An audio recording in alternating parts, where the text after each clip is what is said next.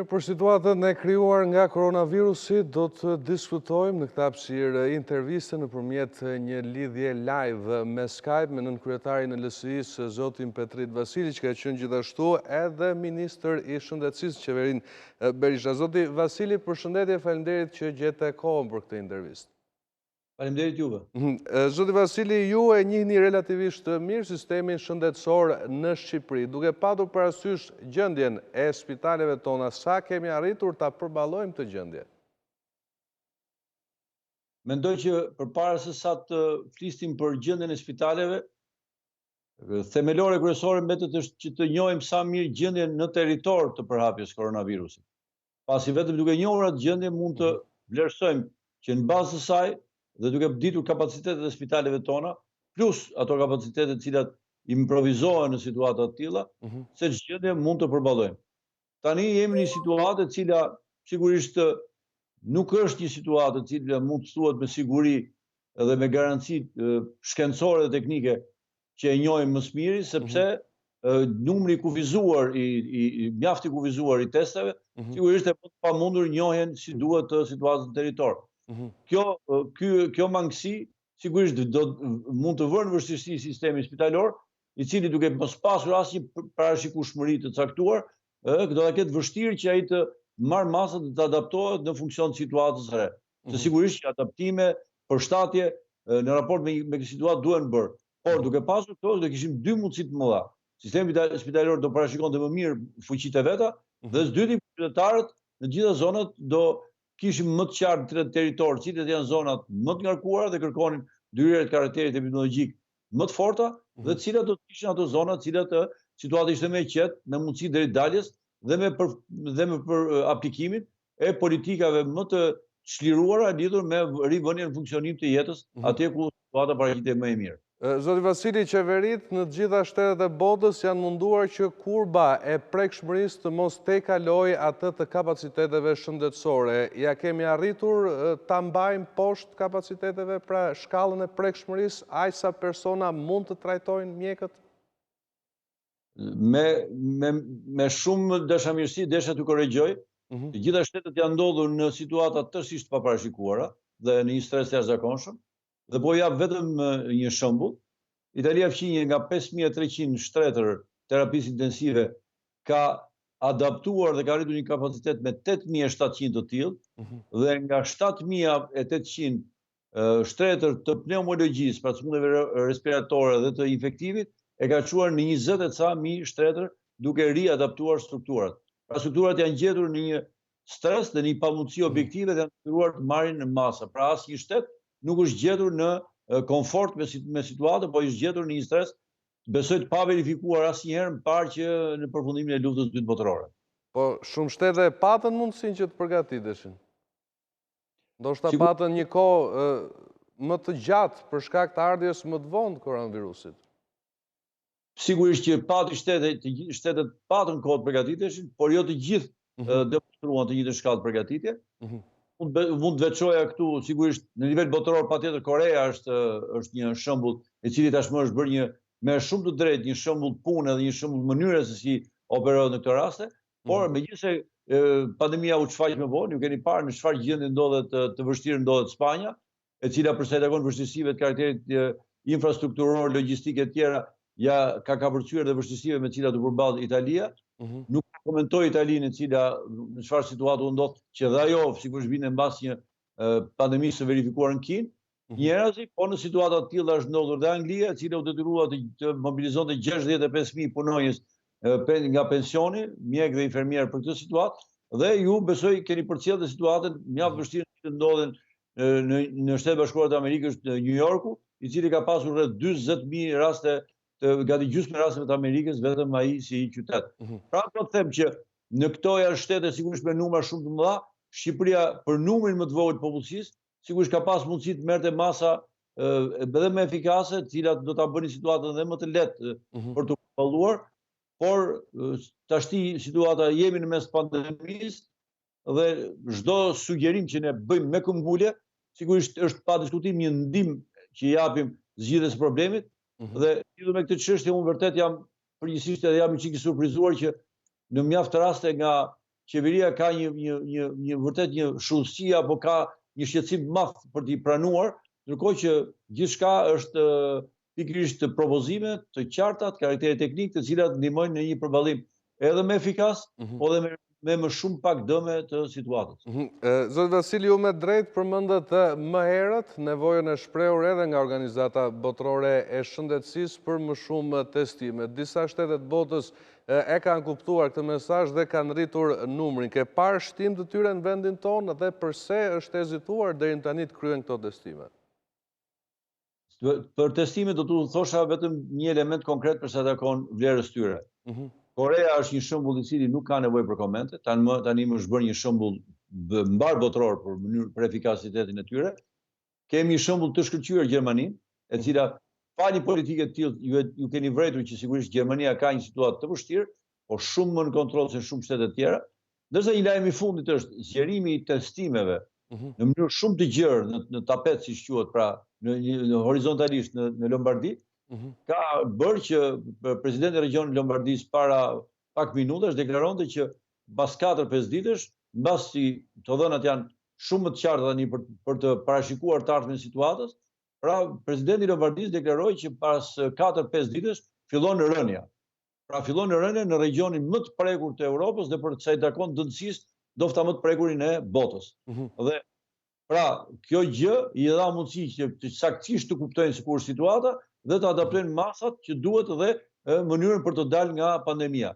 Sa takon neve sigurisht sinjalet janë dhënë shumë përpara se pandemia të na prekte, edhe kur në Itali kishte vetëm 2 raste, në Shqipëri s'kishte asnjë, dhe në Ballkan rastet numëroheshin me gishtat e dorës. Sigurisht besoj që duke menduar që ndofta do ishte rastësia që s'do na prekte, ishte një pamundësi nga epidemiologjia që ndodhte kjo, dhe qeveria sigurisht nuk ka bërë ato që është fare thjesht ta kuptuar. Nuk bleu sasi një stok të rëndësishëm tamponesh, po të kishte blerë të kishte një gjendje për rreth 15.000 minimalisht 15.000 tampone, edhe më shumë do ishte edhe më mirë. Të jenë bindur që sot një Shqipëri me 2 milione ca banor dhe me këtë shtrihje të popullatës dhe me këtë madhësi, do kishte një skenar që në tavolinën e atyre që drejtojnë situatën, do kishte një skenar shumë më të shenjëstruar për ta përballuar më qetë, më pa traumë dhe më me siguri pandeminë. Kështu që pandemitë kanë gjithmonë një problem shumë të madh, do ta them nga eksperienca si mjek, jo si personalitet politik. Po u them vetëm që ndërhyrjet në kohën e dur kursejnë shumë para të tjera të ardhmen dhe shumë shqetësim e stres. Ndërhyrjet me vonesë është pikërisht që t'ua them më thjesht, në fillim të tjerë një barierë për shembull pandemisë, kurse kur nuk e bën në kohë këtë, atëherë je detyruar të ndjekësh ka mbrapa pandeminë, e cila mund të parpojë me shpejtësi të ndryshme. Dhe ndonjëherë mund të lërpas, ndonjëherë dhe mund të harrish, por gjithmonë je duke ndjekur, nuk je ti që i del përpara. Prandaj kanë qenë dhe sugjerimet tona shumë dashamirëse dhe shumë konstruktive për të marrë masë, jo vetëm aq, unë kam kërkuar tashmë meqense pandemia ka ndodhur, që të krijohen stoqet, miratohen protokollet të cilat nëse janë eksperimentale po përdoren gjithësisht për disa barna, të cilat kanë dhënë efektivitet qoftë në Shtetet Bashkuara të Amerikës, në Francë, Itali, anë mban globit, të cilat miratohen, bëhet publik edhe stoku i tyre për të luftuar pandeminë me të gjitha mjetet dhe instrumentet që disponojmë. Dhe përveç ventilatorëve që nuk diskutohet, por gjithsesi numri atyre që mund trajtohen me barna dhe që mund të marrin gjithë efektet pozitive të tyre, do të jetë shumë i madh se sa numri i atyre do trajtohen me respiracion drejtuar, pasi numri i tyre sigurisht janë komplikacione më të rënda dhe numerikisht është një numër më i vogël. Pasi dihet që mbi 90% e popullatës e kalon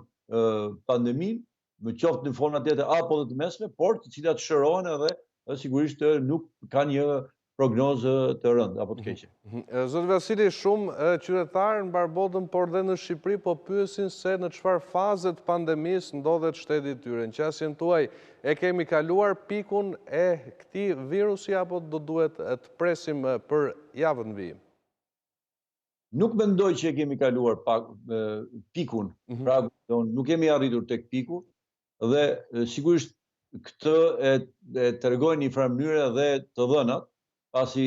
përqindja e rasteve të gjetur në raport me numrin e tamponave të bërë është një përqindje relativisht e lartë. Ne kemi një përqindje vdekshmërie deri tani që është rreth 4%,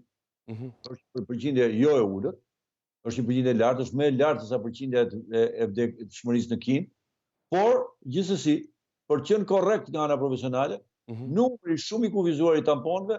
vështirëson nxjerrjen e konkluzioneve, qoftë për mundësinë se kur mund të arrihet piku dhe për sa arrihet, qoftë mundësinë për të vlerësuar ku fillon periudha e qëndrueshmërisë, që i paraprin rënjes, dhe sigurisht për të parashikuar dhe mundësitë apo tendencat e vdekshmërisë. Pra, çfarë tendencë vdekshmërie ka pandemia në Shqipëri? Po të kishim pasur një numër tamponash disa herë më të lartë, keni bitur që kjo analizë do të ishte jo e lehtë, po megjithatë do të ishte e bëshme dhe do kishim skenar shumë të qartë dhe do të komunikonim qytetarëve skenar më qetësues. Ndose absolutisht nuk i lëviz ides time dhe vlerësimit sigurisht teknik, që ne nuk duhet dhe nuk kemi arsye që të pushtohemi as nga paniku, as nga frika të kota, as nga ankthe apo elementet e natyre. Kjo nuk zben asnjë milimetër respektimi deri një të masave të kufizimeve, të